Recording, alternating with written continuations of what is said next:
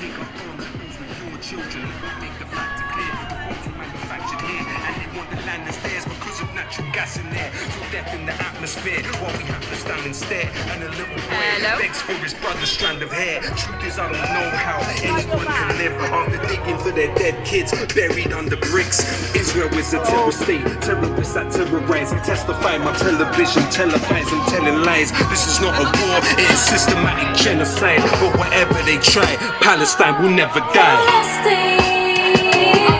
They're not prepared to face the pain, so they're scared to say your name. They're not prepared to face the pain, so they're scared to say your name. They're not prepared.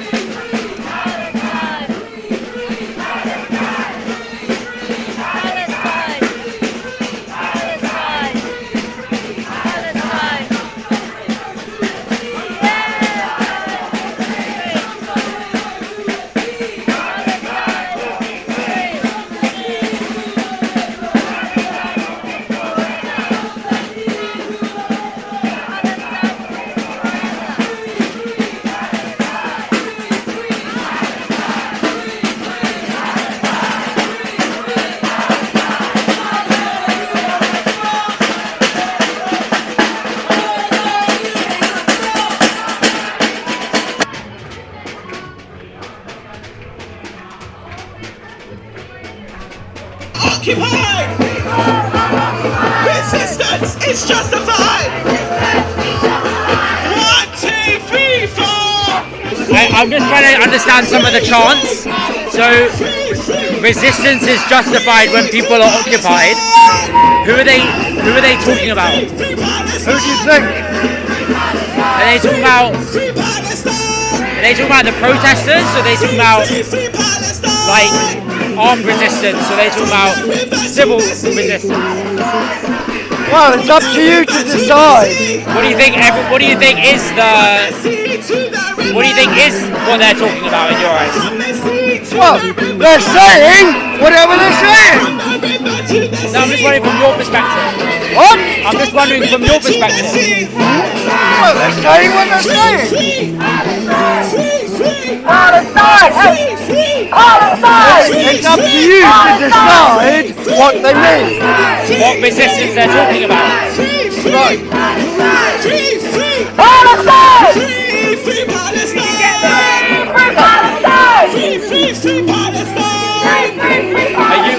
Are you recording for something? Am I? What? Are you recording or is this listened to? I am recording, yes. What, are you from an outlet? Well, we're all outlets. 1, 2, 3, 4! Does that include like the PLFC and the Palestinian Jihad? Anybody who's able to raise their voice, have a voice listen, is a form of resistance. It doesn't have to be violent. This is resistance. Gaza, don't you cry! Gaza, don't you cry! Gaza, don't you cry! Gaza, don't you cry! From the river to the sea! From the river to the sea! Free, free! Free, free! Free, free! Free, free!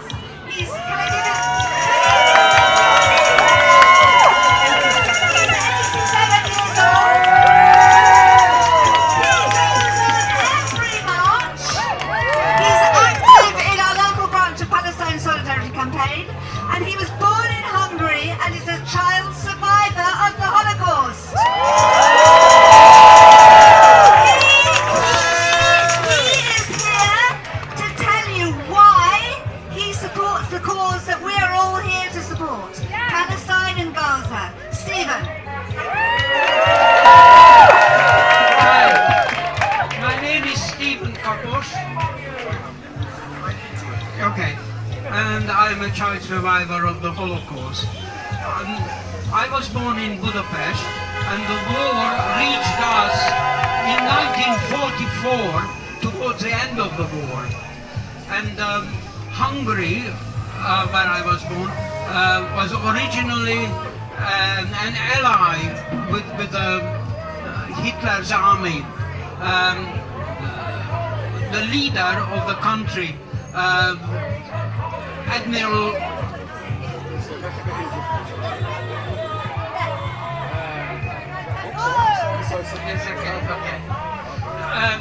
the leader of the country, the regent, Admiral Horthy, allied himself to Hitler, and he was sending Hungarian troops to the Eastern Front.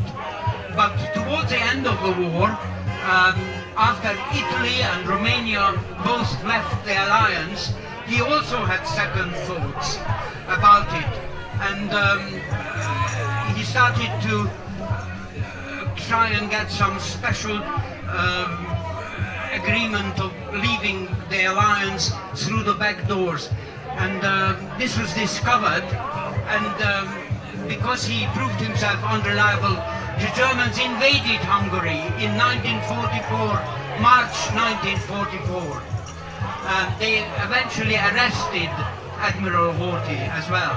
And the complete outright fascists came to power, and they were like the worst groups of SS executioners. And the situation of the Hungarian Jews became very, very dangerous and bad after the German occupation. They passed laws after laws which were humiliating, having to wear the yellow star at any age. I wore a yellow star as well.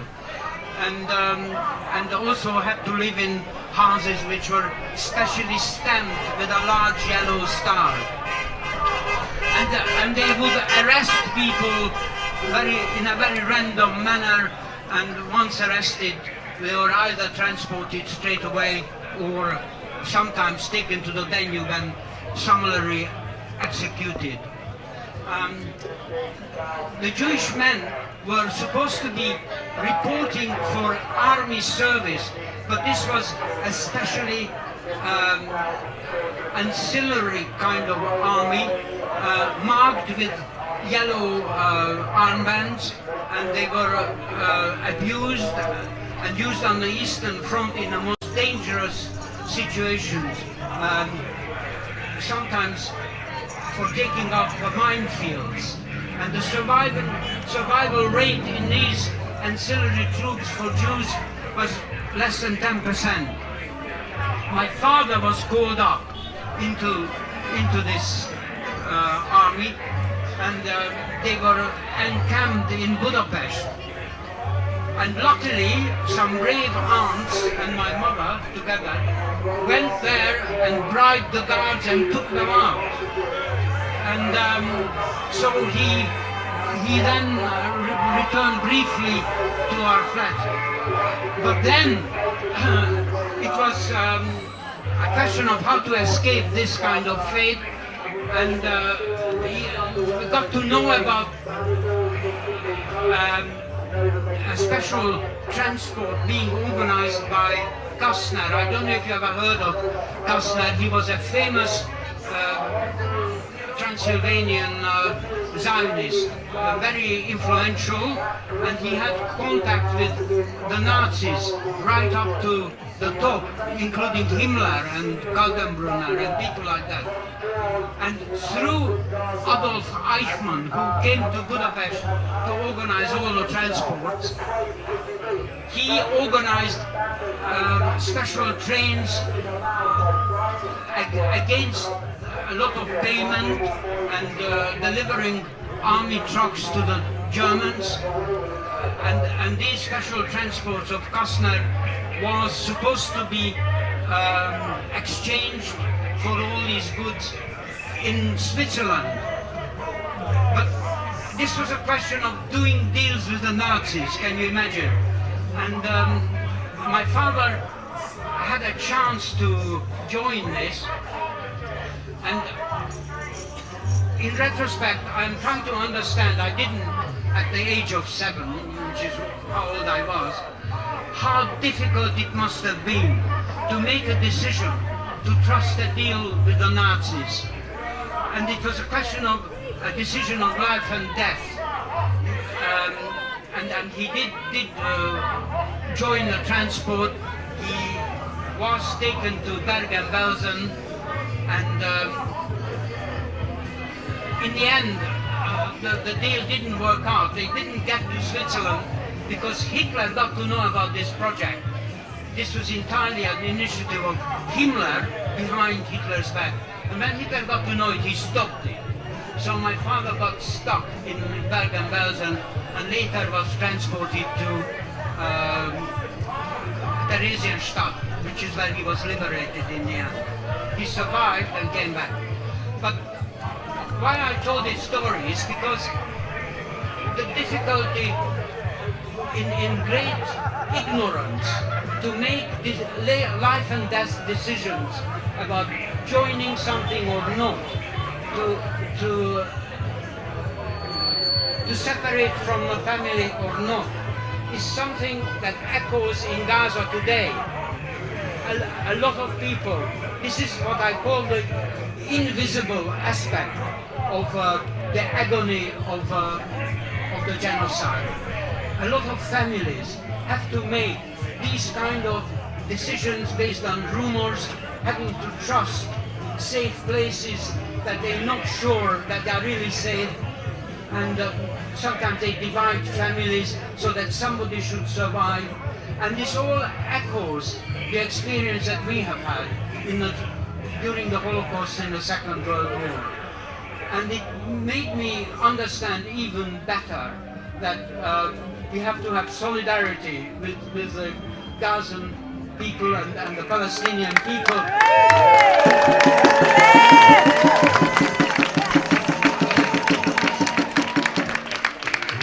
And I think also that it's important to realize that a great number of Jewish people, survivors or descendants of survivors, or just anybody really, Jewish people, do not support the genocide.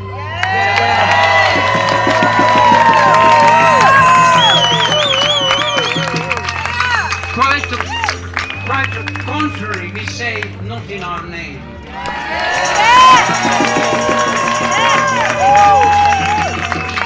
In 1945, when we finally were liberated, we were in hiding on false papers, myself and my cousins and lots of young people. We were supposed to be refugees from the Eastern Front, Gentiles, not Jews, all on false papers, supported by the Swiss Red Cross to some extent, with bluffs. They said that our homes were extraterritorial territories in Budapest, and the Nazis sometimes swallowed that bluff. Anyway, that's how we survived. But after 44, the area where we were was where the maximum house-to-house fighting was going on. And it was in the Buddha Hills near the royal castle, and this is where the German army and the Hungarian allies took their last stand. The place was completely ruined. It looked a bit like Gaza today, but not quite as much. And our home was in the other side of the Danube, in Pest. And finally, after liberation, got reunited with my mother. And when a temporary bridge was erected, we went over to look at our own home. And what we found was that it was completely ruined. we were standing in front of it, and it was like a doll's house, looking into rooms, the walls of which were all down because there was an enormous explosion in a arms store opposite, and all of those were pushed in. So it was unlivable in, but we could still see our furniture and our light fittings hanging there. And it occurs to me that that's another parallel with what the Palestinians have to go through. From one minute to the next, they look at what used to be their home and it's gone. And it's in complete ruins. And suddenly have to realize to become homeless and face the problem of where to go. And so we had all these experiences as well, perhaps not quite as dramatically as today in Gaza, but it taught us to have complete sympathy and solidarity with the people who suffer that, and never again. Never again.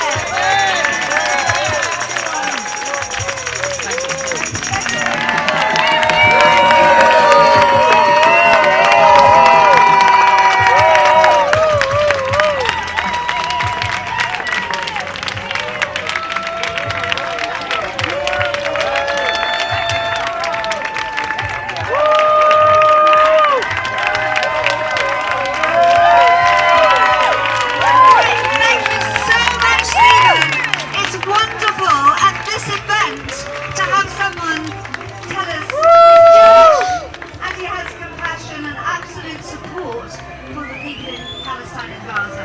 And that's what we want to hear today here. So now we've got Yael Khan. She's Israeli. And she's fighting for Gaza and for Palestine, and we want to hear all about it.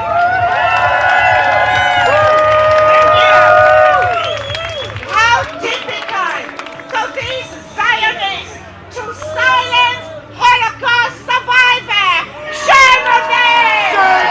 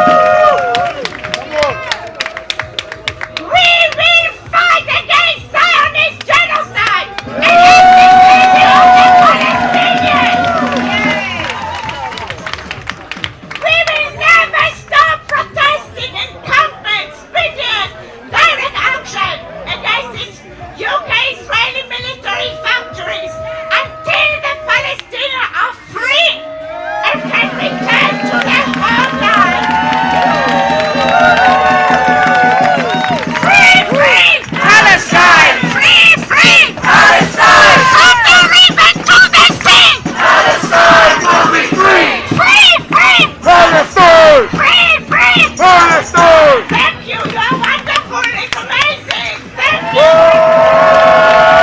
Free, free, free!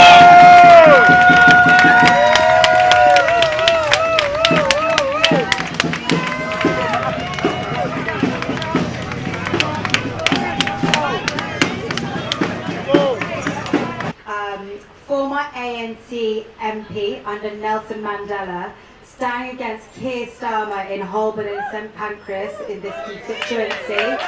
Anti-militarist author and campaigner, please a massive round of applause for Andrew Feinstein. Thank you.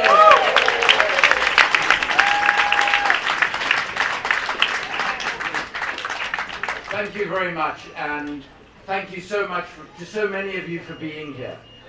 And also, let's not forget, thank you to the organizers.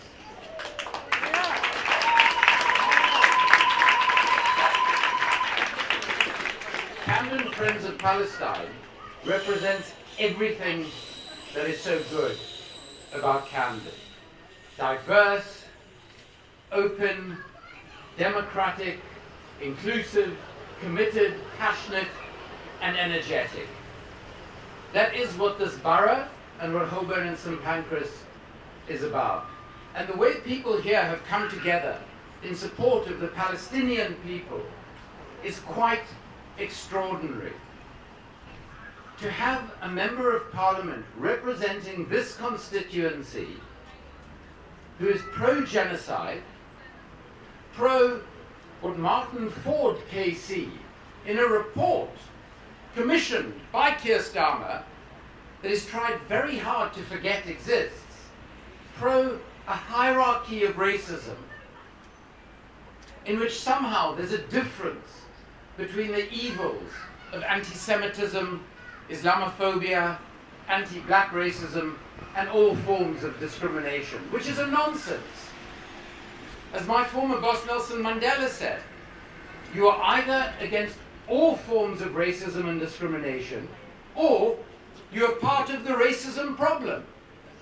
And we know exactly,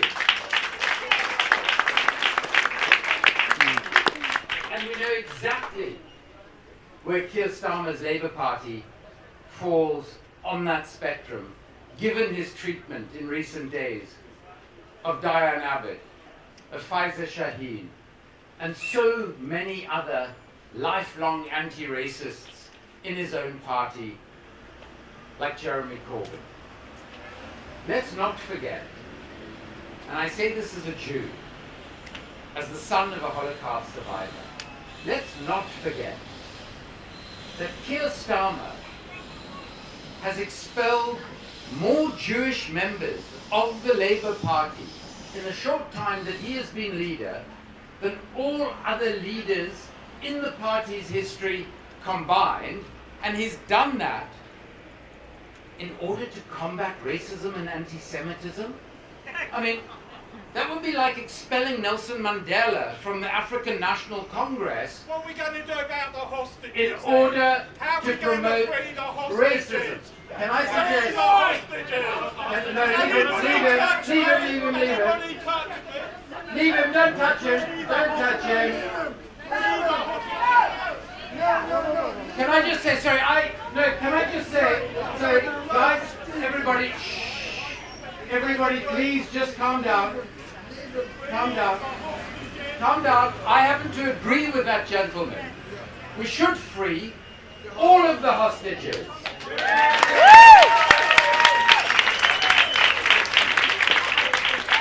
Not just the hostages taken on the 7th of October, because all of us who are human beings, who have a shred of humanity, will have felt incredible sadness for those who perished on the 7th of October, even though we understand the context in which it happened, the 75 years of oppression, of brutal and illegal occupation.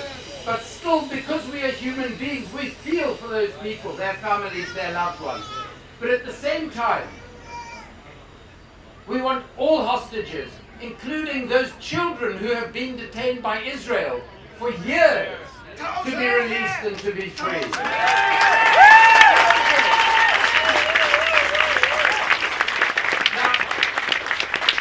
I should say that both the organizers and I personally invited Keir Starmer to be here this evening and to debate with us the Labour Party's position on Gaza. Now, he didn't say yes or no.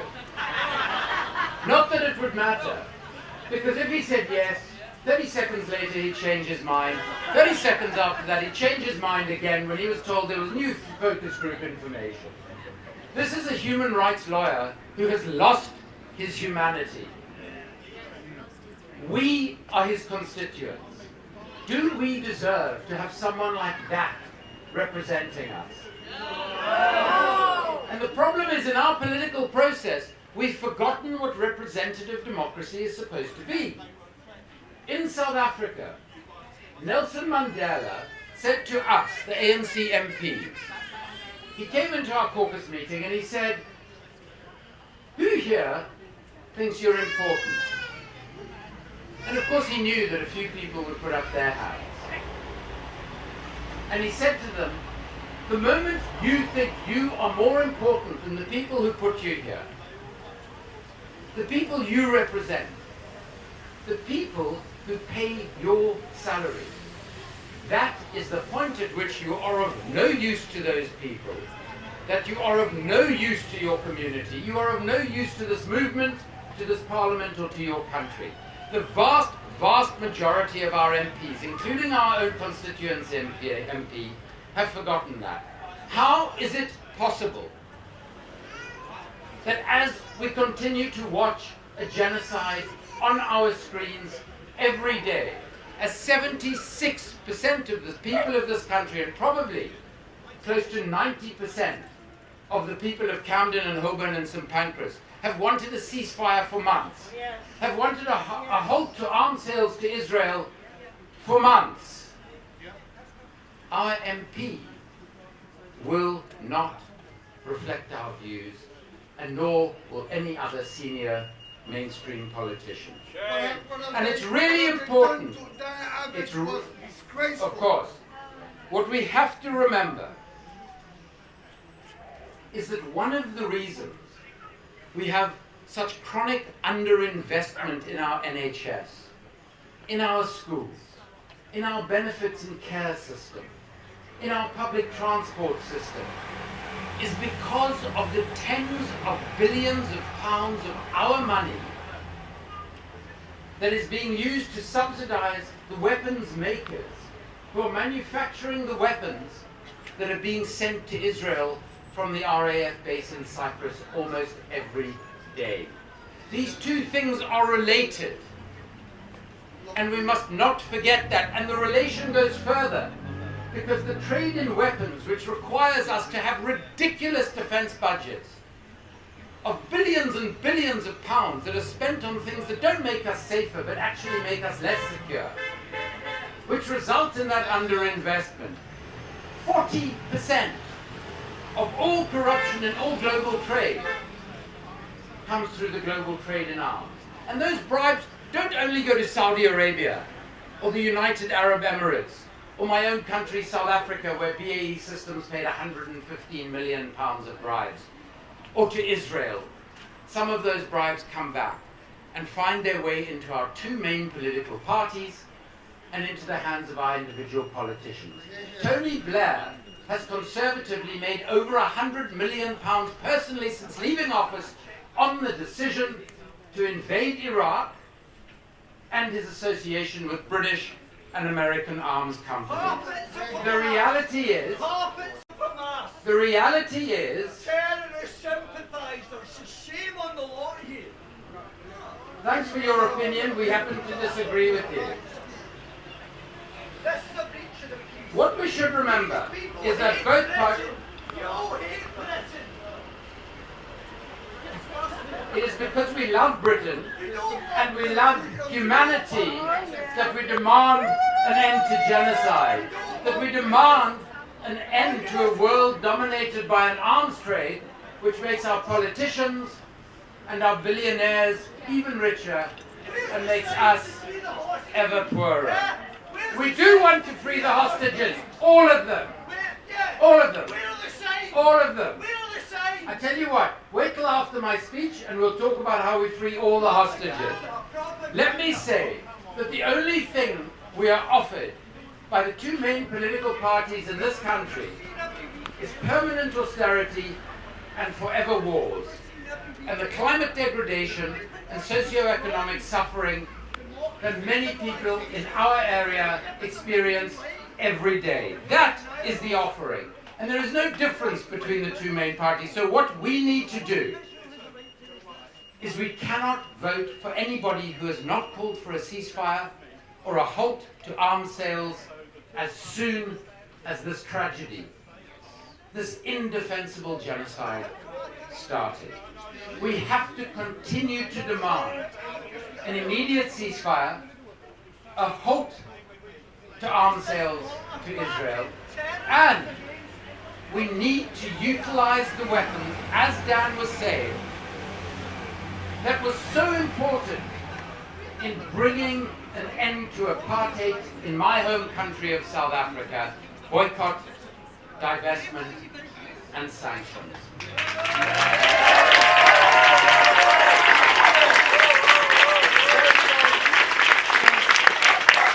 And I know that there are many people standing here today who are parts of the tens of millions of people around the world who participated in BDS on behalf of the people of South Africa. And we will and we can do that again to bring an end to genocide, to bring an end to apartheid. And I cannot believe that I'm having to say that in 2024. That is the tragedy of our world. So to overcome it, in Camden, in London, in the United Kingdom, let us work to ensure that every time people walk past an Israeli product, they ignore it. Every time. Every time they have the option of doing business with a company that supports Israel, they do not. And let us honor not only the 40,000 people who have been murdered, those who are trying to survive in Rafah today and tomorrow.